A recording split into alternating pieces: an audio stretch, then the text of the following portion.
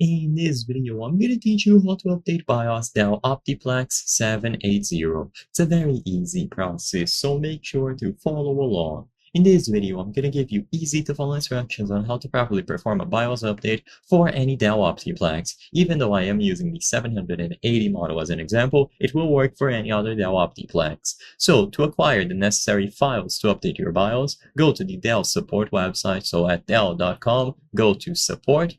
And once you arrive at this page, look for your OptiPlex model. So look for OptiPlex 780.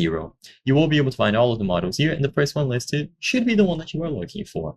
Now, at the left side of the screen, go to Drivers and Downloads.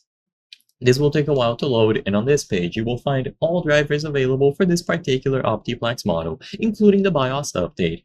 So when you arrive at this page, browse through all of these, and usually the BIOS update will have a critical importance. You can also use the search function to look for the word BIOS.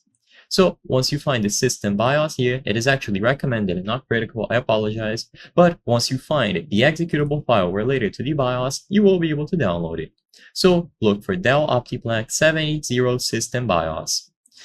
Like I said before, it is an executable file. This differs from the usual BIOS updating process for other manufacturers. For other manufacturers, you have to download the file, put it in a USB drive, and then reboot into your BIOS interface to perform the update there. But Dell makes this process incredibly simple. All that you have to do is download this executable file and run it. There's no secret to this. You don't need to put it inside of a USB drive, and when you run this file, you will get this warning. They are going to describe what is going to happen during the process, and of course, they warn you. This will shut down your PC, and you shouldn't cut power to the motherboard. If power is cut, then you can run into issues like your motherboard can end up being bricked, so keep that in mind.